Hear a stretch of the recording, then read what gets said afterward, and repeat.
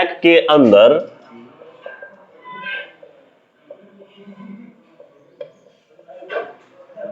Cell का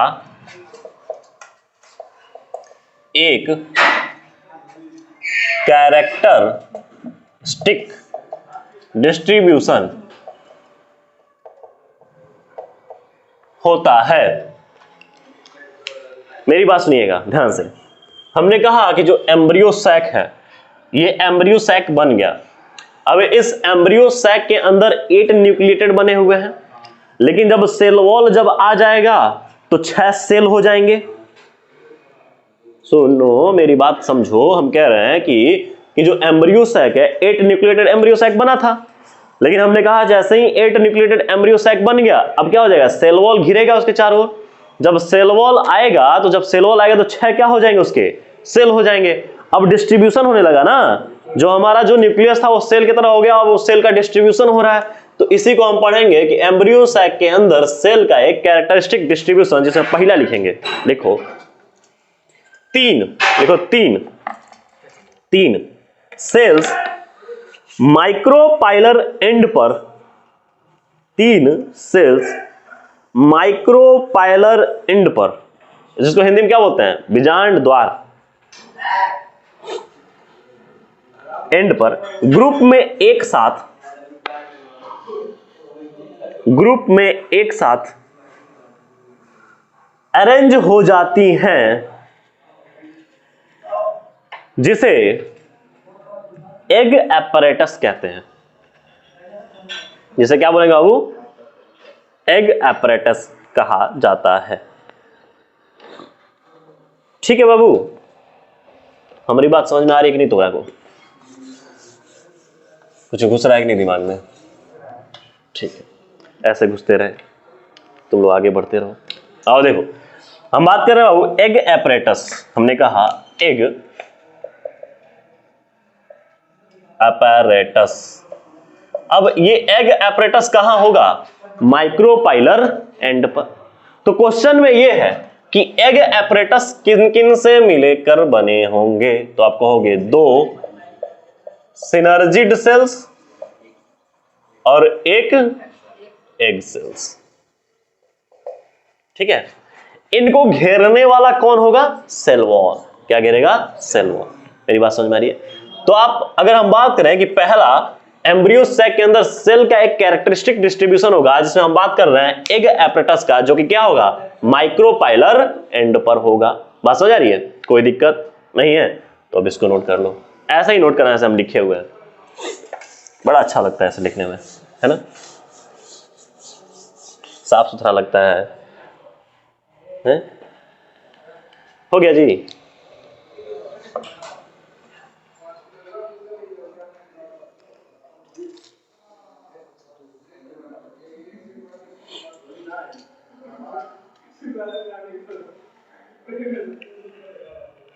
ठीक है बउआ, हो गया।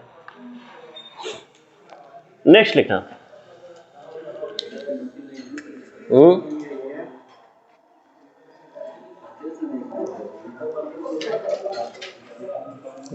लिखो,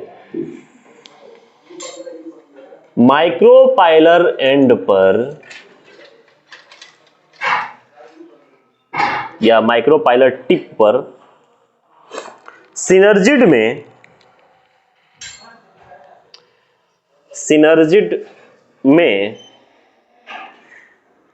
स्पेशल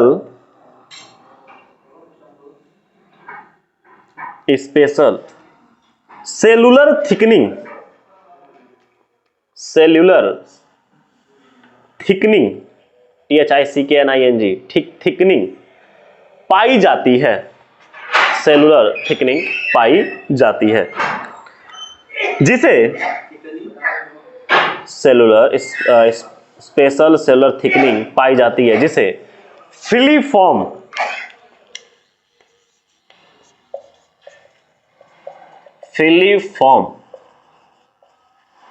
एपैरेटस कहते हैं, जिसे फिलीफॉर्म एपैरेटस कहते हैं।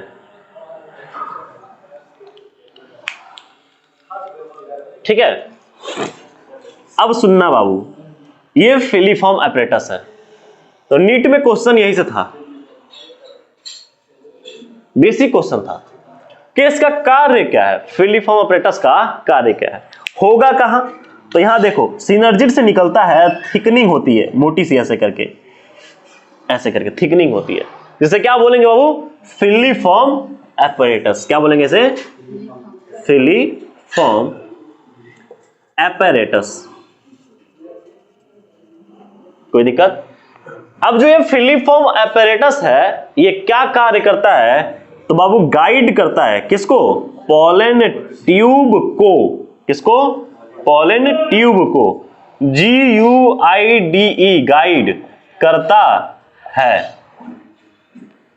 ठीक है, अब ये गाइड करता है किस लिए, कि जो पोलन ट्यूब है, हमने कहा था जो फिलीफॉर्म एपरेटस है, शादी में जैसे नाउन का कार्य होता है ना, जो नाउन का कार्य होता है वैसा नाउन के कार्य की तरह बिहेव करता है। या मान लो पंडित जी कहां कहां चंदा चढ़ाना है, तो ये गाइड करेगा कि कहां कहां मेल गैमेट को छोड़ना है। तो पोलन ट्यूब को यहां से अगर पोलन ट्यूब आता है तो कहता है, खींच के कहता है कि आ ना चल, कहीं नहीं ले चल रहा है, क्या नहीं चल रहा है रे, चल। कहता है कहां चले, आएगो यहां, अब घूम जाए यहां, ऐसे करके। बात समझ में आ रही है। तो एक बार कहता है कि यहां एगो मेल गैमेटोफाइट छोड़ दो और एक यहां मेल गैमेटोफाइट छोड़ दो। अब यहां पे क्या हो जाएगा, निषेचन, और इस निषेचन को एक निषेचन, दो निषेचन बोलेंगे, दोहरा निषेचन। अभी निषेचन जब पढ़ेंगे तब, परंतु इतना समझ में आ रहा है कि क्या कर रहा है, पोलन ट्यूब को गाइड करता है। कोई दिक्कत नहीं है, नोट करो इसको। लिखना कार्य, ऐसे लिख लेना कार्य किसका, फिलीफॉर्म एपरेटस का। लिख देना पोलन ट्यूब को गाइड, GUIDE, गाइड करता है।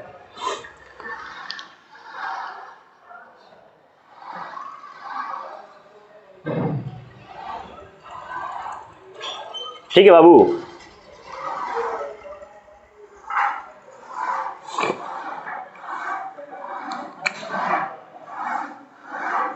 तीसरी बात, ठीक है, 3 सेल माइक्रोपाइलर एंड के अपोजिट चैलजल एंड पर होते हैं,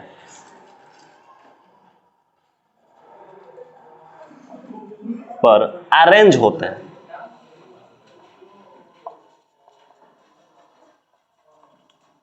मेरी बात समझ में आ रही है।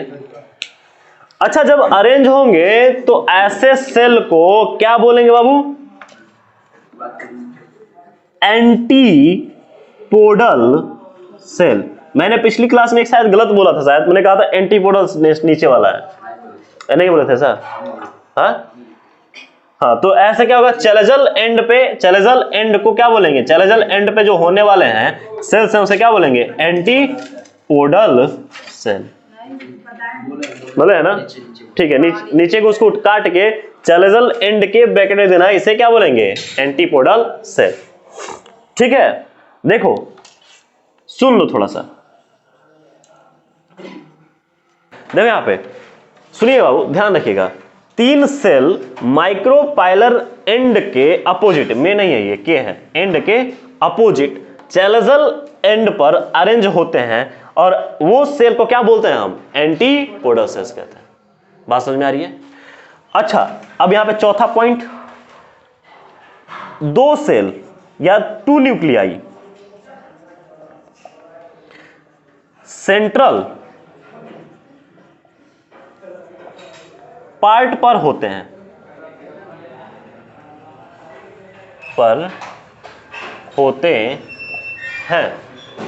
ठीक है, ऐसे मैसेज करते हो ना व्हाट्सएप पे, हैं?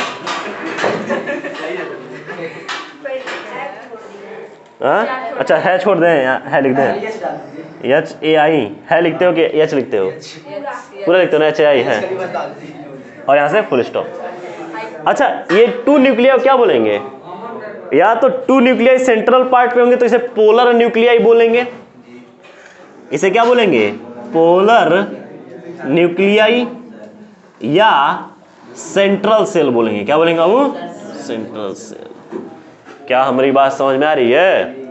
अब इस सेंट्रल सेल में हो जाएगा तो 2 पोलर न्यूक्लियाई एक सेल कहलाएंगे, और जब एक सेल कहलाएंगे तो देखो 1 2 3 और 1 4 5 6 और 7 सेल्ड लिखे, 7 सेल्ड है। क्या ये, 7 सेल्ड, और 8 न्यूक्लियस, 8 न्यूक्लिएटेड 7 सेल्ड। बस आ रही है, सेल एक, लेड मतलब बहुत सारे, 7 सेल्ड और 8 न्यूक्लिएटेड।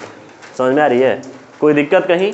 तो ये जो लाइन हम लिखे हैं, ये चारों लाइन आपको ये यहाँ तक अरेंज करिए, और इसमें आप सेल्ड जो सेल लिखे थे सेल्ड लिख लीजिए, बाकी ये फिलिफॉर्म अपरेटस छाप लीजिए, एंटीपोडल सेल्स उसमें अरेंज कर दीजिएगा। बस ये होता है यहाँ पर खत्म।